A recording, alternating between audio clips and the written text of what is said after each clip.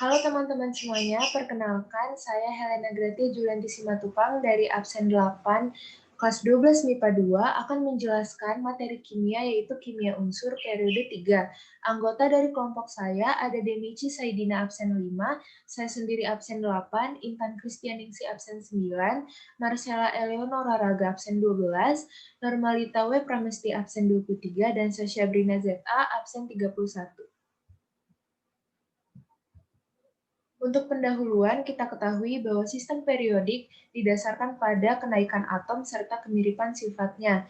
Juga dalam sistem periodik terdapat dua jalur, yaitu jalur tegak atau yang kita kenal dengan golongan dan jalur mendatar yang kita sebut dengan periode. Periode ini kita bedakan lagi menjadi dua macam, yaitu periode panjang atau periode 4, 5, 6, dan 7, serta periode pendek, yaitu periode 1, 2, dan 3. Kita akan membahas tentang unsur-unsur dari periode 3. Unsur-unsur yang terletak pada periode 3 ini memiliki jumlah kulit elektron yang sama, yaitu 3 kulit.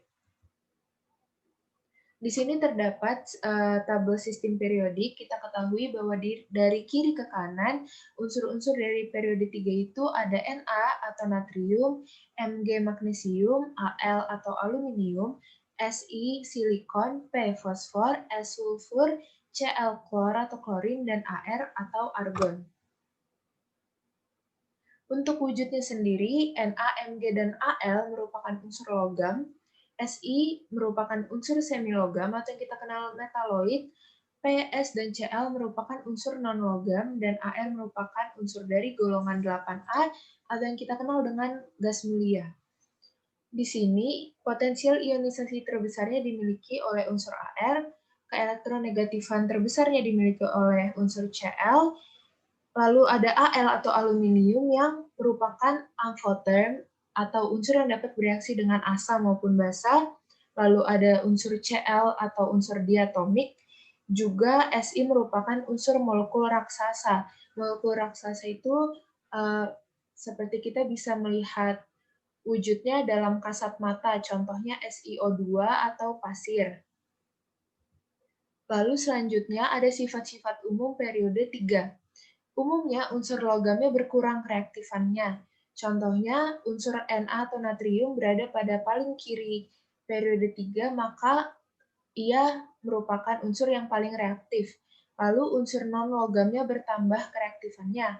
Sifat reduktornya berkurang, sifat oksidatornya bertambah, sifat asamnya bertambah, sifat basanya berkurang, jari-jari atom berkurang, afinitas elektron dan keelektronegatifannya cenderung bertambah.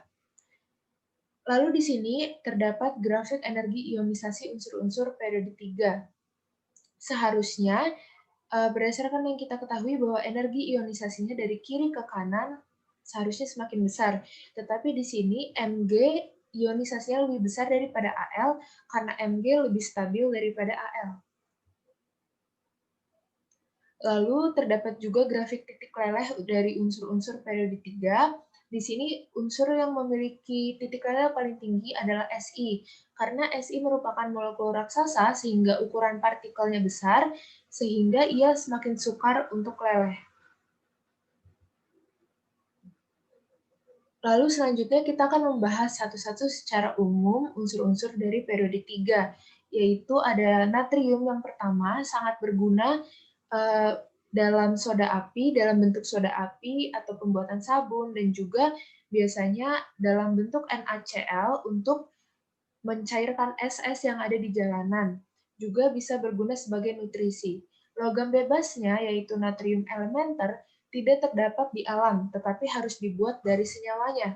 Unsur natrium ini pertama kali diisolasi oleh Humphrey Davy pada tahun 1807 melalui proses elektrolisis natrium hidroksida. Selanjutnya ada unsur Mg atau magnesium. Magnesium ini tidak ditemukan secara bebas, unsur bebasnya tidak ditemukan secara alami di bumi karena sifatnya sangat reaktif. Ion magnesium ini biasanya berasam asam dan dalam konsentrasi yang rendah, ia dapat memberikan rasa getir pada air mineral segar. Lalu berikutnya ada unsur Al atau aluminium. Aluminium ini seperti yang kita ketahui sangat banyak manfaatnya, terutama bagi industri pesawat terbang. Lalu, unsur aluminium ini juga merupakan unsur ketiga paling melimpah setelah oksigen dan silikon, juga merupakan logam paling melimpah dalam kerak bumi. Aluminium ini biasanya tidak larut dalam air dalam kondisi normal. Dan yang kita ketahui juga bahwa biji utama aluminium adalah bauksit. Selanjutnya ada Si atau silikon. Silikon merupakan unsur umum dalam semesta berdasarkan masanya, tetapi sangat jarang terdapat dalam bentuk unsur murni bebas di alam.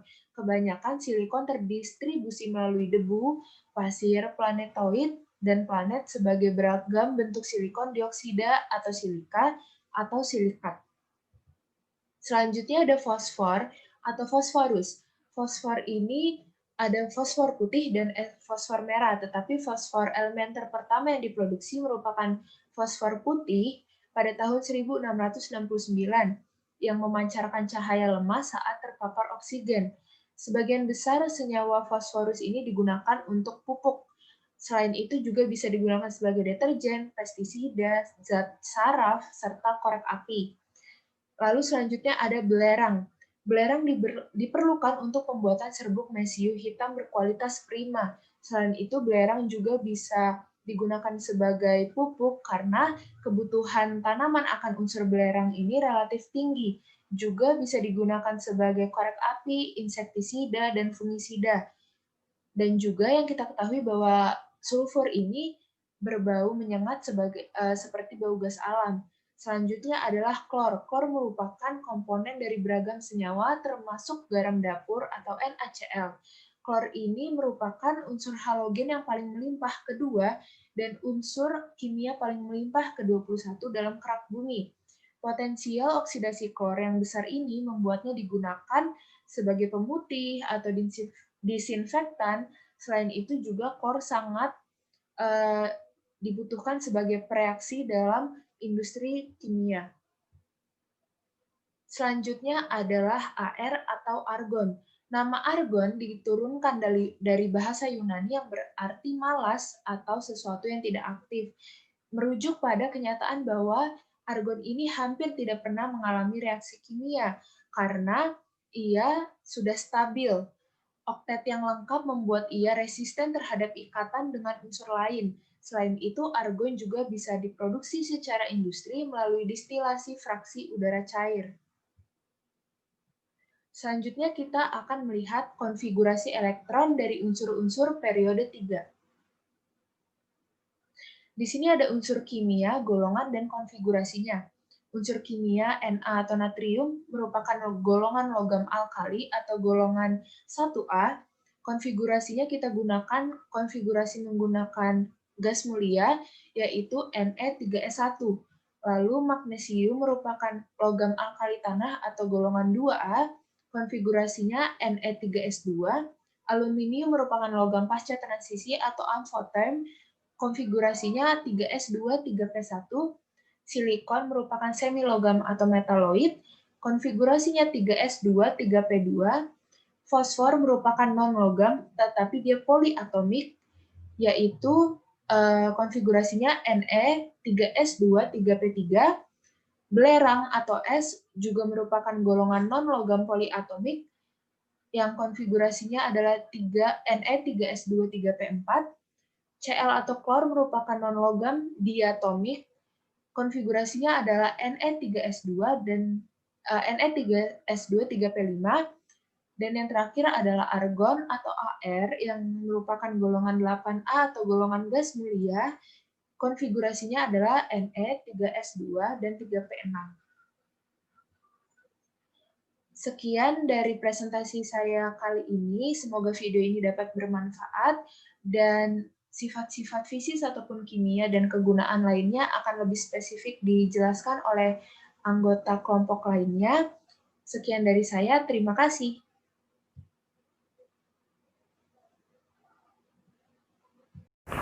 Assalamualaikum warahmatullahi wabarakatuh. Saya Itan Kristianingsih, absen 9, kelas 12 MIPA 2. Di sini saya akan menjelaskan materi subbab unsur periode ketiga.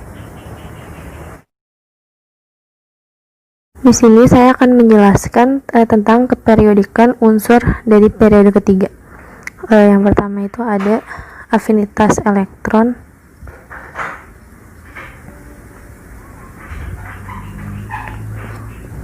Jadi afinitas elektron itu dia pengertiannya energi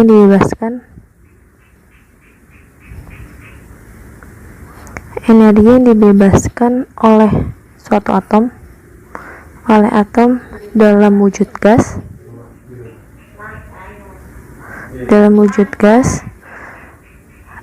untuk menangkap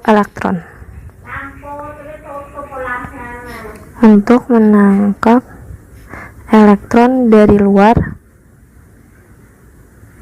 membentuk ion negatif, berarti membentuk anion. Dengan kata lain, itu kebalikan dari energi ionisasi. Kalau energi ionisasi itu kan dia energi yang dibutuhkan, kalau ini energi yang dibebaskan. Terus juga kalau energi ionisasi dia akan membentuknya ion positif, sedangkan kalau afinitas elektron dia membentuknya ion negatif. Nah, pada periode ketiga, afinitas elektron pada unsur periode ketiga, afinitas elektron itu dia semakin ke kanan, itu dia semakin besar. Meskipun besarannya naik turun, tapi dia sebagian besar semakin ke kanan semakin besar gitu. Untuk keperiodikan unsur periode ketiga itu yang kedua ada keelektronegatifan. Keelektronegatifan itu dia pengertiannya dia adalah kecenderungan suatu atom untuk menangkap elektron.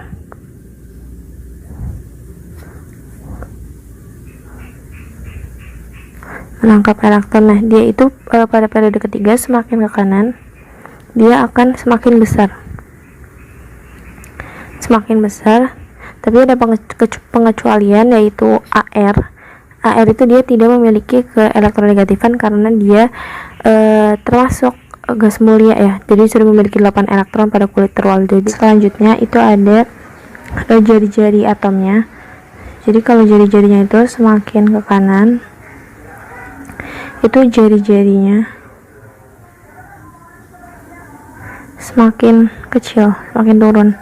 Sedangkan kalau energi ionisasinya semakin ke kanan, itu dia semakin besar, naik. Nah, tapi jadi energi ionisasi itu energi yang dibutuhkan untuk melepas satu elektron di kulit terluarnya untuk membentuk suatu ion positif. Terus jadi kalau semakin ke kanan semakin tinggi, itu kan berarti harusnya urutannya kan berarti Na kurang dari Mg kurang dari Al kurang dari Si kurang dari P kurang dari S kurang dari Cl kurang dari Ar. Tapi kenyataannya realnya itu Na kurang dari Al kurang dari Mg kurang dari Si kurang dari S kurang dari P kurang dari Cl kurang dari Ar. Jadi ini tukeran ke sini dan ini tukeran ke sini. Kenapa ini bisa tukeran kayak gini? Itu karena kalau Mg sama Al dan P sama S kita konfigurasiin, itu nanti dia akan kayak gini. Sebentar.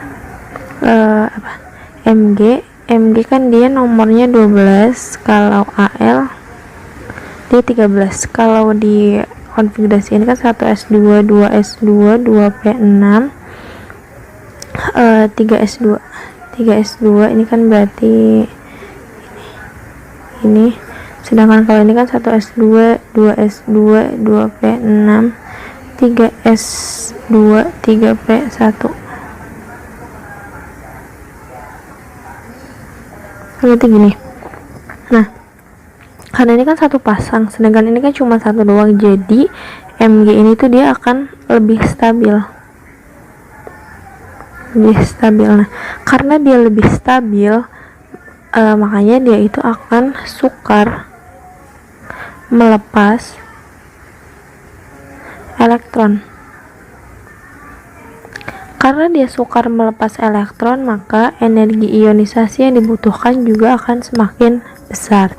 Sedangkan ini karena dia kurang stabil, maka akan mudah melepas elektron. Karena dia mudah melepas elektron, berarti energi ionisasi yang dibutuhkan juga akan lebih sedikit gitu. Terus juga sama untuk P dan S. Kalau P dan S, P itu kan nomor atomnya 15, S16 kalau dikonfigurasiin 1S2, 2S2, 2P6, 3S2, 3P3. Ini kita buat gini. Sedangkan ini kan 1S2, 2S2, 2P6, 3S2, 3P4. Nah, kalau ini punya fosfor ini dia kan setengah penuh. Karena dia setengah penuh, berarti dia itu lebih stabil gitu. Karena dia lebih stabil, berarti kan dia akan sulit melepas elektron. Makanya energi yang dibutuhkan, energi ionisasi yang dibutuhkan juga akan lebih tinggi. Nah, sedangkan kalau sulfur ini dia kan ada yang berpasangan, ada yang enggak, jadi itu akan kurang stabil. Dia kurang stabil. Karena kurang stabil, maka dia akan mudah melepas elektron. Karena mudah melepas elektron, berarti energi ionisasi yang dibutuhkan juga akan lebih rendah gitu. Jadi yang seharusnya jadi kan ini Mg kan dia lebih besar ya. Karena dia lebih besar, yang seharusnya dia ada di kiri Al, makanya dia ada di kanan Al. Itu juga P sama S, P yang seharusnya kurang. Jadi karena pas dibuktiin pakai konfigurasi ternyata P itu membutuhkan lebih banyak energi ionisasi, makanya realnya itu S-nya itu justru yang kurang dari P gitu. Nah, kalau misalkan ini mau kita buat jadi grafiknya, bentar. Kalau mau dibuat jadi grafiknya itu berarti gini, karena dia kan fluktuatif, ada naik ada turun, berarti nanti ini naik turun, naik lagi turun, naik lagi.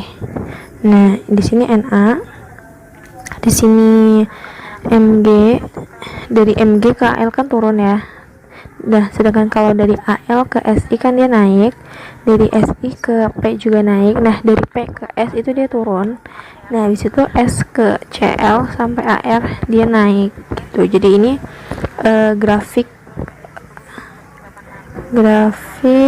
energi ionisasi.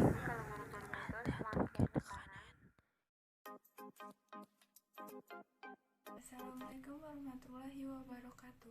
Perkenalkan, nama saya Normalita Wadani Pramesti, absen 23. Di sini saya akan menjelaskan sifat fisis dari periode ketiga. Periode ketiga itu ada Na, Mg, Al, Si, P, S, Cl, dan Ar seperti pada gambar. Di sini Na memiliki nomor atom 11, Mg 12, Al 13, Si 14, P15, S16, Cl 17, dan Ar 18. Mg, Al, Si, P, dan S yaitu padatan, Cl dan Ar yaitu gas.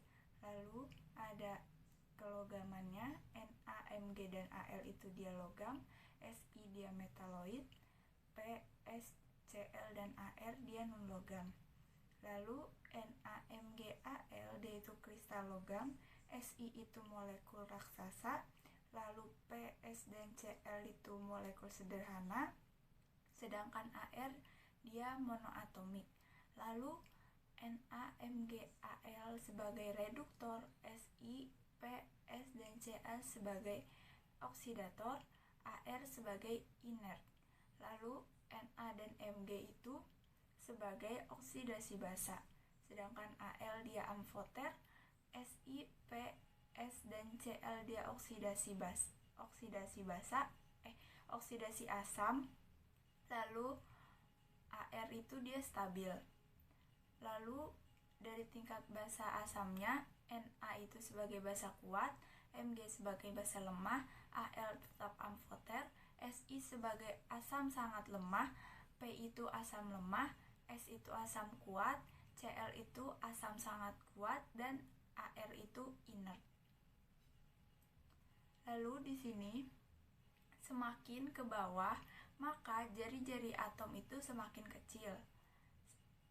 Begitupun sebaliknya, kalau ke elektronegatifan dia semakin ke bawah, maka dia semakin besar. Berikut adalah tabel agar memperjelas penjelasan saya yang tadi.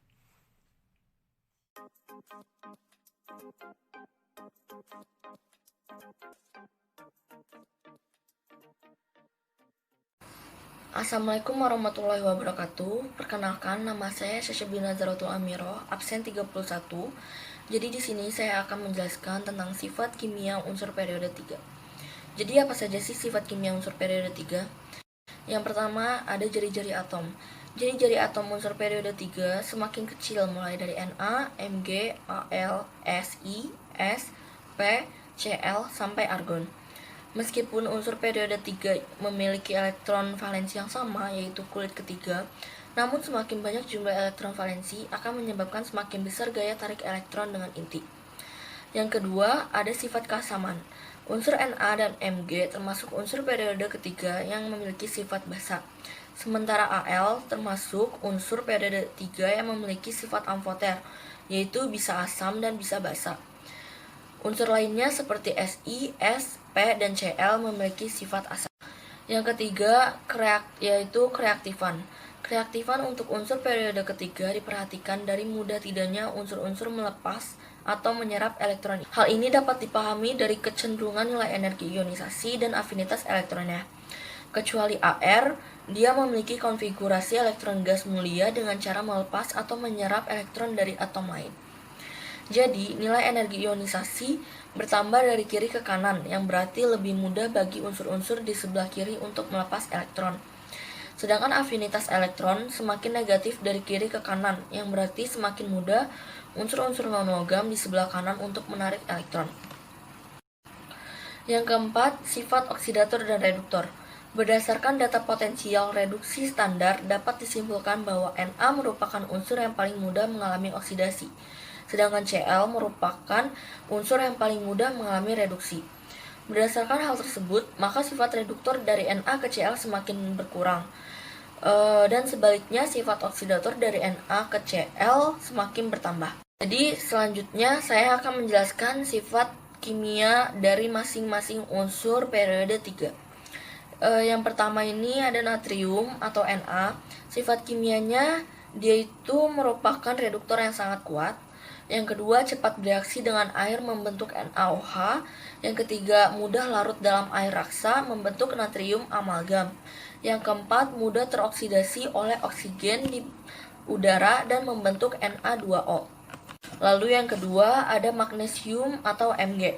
Sifat kimianya mudah mengalami reaksi oksidasi oleh oksigen di udara dan membentuk MgO.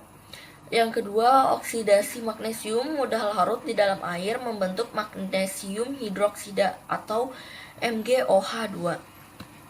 Lalu yang ketiga ada aluminium atau Al. Sifat kimianya, aluminium ini merupakan reduktor kuat. Lalu dia tuh bersifat amfoter, bisa asam dan bisa basa. Lalu aluminium dalam bentuk bubuk lebih mudah terbakar, menghasilkan reaksi sebesar 399 kilokalori. Lalu yang keempat itu ada silikon atau Si. Sifat kimianya dia ini bersifat semikonduktor sehingga banyak dibutuhkan dalam peralatan elektronik seperti komputer, televisi, dan lain-lain. Yang kedua, silikon ini tidak reaktif pada suhu kamar. Yang ketiga, tidak dapat bereaksi dengan asam, tetapi dapat bereaksi dengan basa kuat seperti NaOH. Lalu yang kelima ada fosfor atau P. Sifat kimianya mudah bereaksi dengan oksigen membentuk oksidanya. Fosfor ini ada yang berwarna putih dan bersifat reaktif, memancarkan cahaya, mudah terbakar, dan beracun. Sedangkan fosfor merah bersifat tidak reaktif dan kurang beracun. Lalu yang keenam ada sulfur atau es. Sulfur ini biasa disebut juga belerang. Sifatnya yang pertama itu dia mempunyai dua bentuk alotropi, yaitu belerang monokrin dan belerang rombik. Yang kedua, mudah larut dalam pelarut organik seperti alkohol, karbon disulfida, dan ether, tetapi tidak larut dalam air. Lalu yang ketujuh ada klorin atau Cl. Sifat kimianya merupakan unsur non-logam yang sangat reaktif terhadap logam. Klorin ini bereaksi hebat dengan hidrogen dan menghasilkan ledakan jika berada di bawah sinar matahari. Dalam keadaan gelap, reaksi ini berjalan lambat. Yang ketiga, dengan asam hipoklorit atau HClO, klorin bereaksi sangat lambat. Reaksi ini menghasilkan oksigen dan ozon. Lalu ada argon atau AR. Argon atau AR ini merupakan gas inert, yaitu tidak bereaksi dengan zat-zat lain. Yang kedua, bersifat stabil dan tidak berikatan dengan unsur lain. Yang ketiga, dalam tekanan rendah, argon ini berwarna merah muda, sedangkan dalam tekanan tinggi, dia berwarna biru. Jadi segitu aja penjelasan dari saya. Wassalamualaikum warahmatullahi wabarakatuh. Assalamualaikum warahmatullahi wabarakatuh. Saya Debi Saidina kelas 12 IPA 2. Saya akan menjelaskan tentang kegunaan dan kelimpahan alam pada periode ketiga. Yang pertama ada natrium, yaitu beberapa manfaat dari natrium adalah sebagai berikut, seperti pengawet makanan dan penyedap makanan. Yang kedua ada magnesium, yaitu beberapa kegunaannya adalah sebagai konstruksi pesawat dan katalis reaksi organik. Yang ketiga ada aluminium, beberapa kegunaannya adalah sebagai bahan konstruksi pesawat dan bangunan. Yang keempat ada silikon, yaitu untuk bahan membuat kaca dan enamel. Yang kelima ada fosfor yang dibagi menjadi dua, yaitu fosfor putih dan merah. Yang putih menjadi bahan membuat asam sulfat dan yang merah menjadi bahan untuk membuat korek api. Kemudian ada sulfur yang dapat menjadi bahan dasar asam sulfat dan sekaligus elektrolit aki. Kemudian ada klor yang dapat berfungsi sebagai disinfektan dan pupuk. Yang terakhir ada argon yang dapat berfungsi sebagai pengisi bola lampu sekaligus lapisan pelindung. Sekarang mari kita beralih ke kelimpahan unsur periode ketiga yang ada di alam. Berikut adalah beberapa kelimpahan unsur periode ketiga yang ada di alam. Seperti yang dilihat, unsur silikon merupakan unsur terbanyak kedua di bumi setelah oksigen. Kemudian berikut adalah sisa unsur dari periode 8 yang belum disebutkan tadi, dan di sini bisa dilihat bahwa aluminium merupakan logam terbanyak yang terdapat di muka bumi. Baiklah, semoga video kami bermanfaat. Assalamualaikum warahmatullahi wabarakatuh.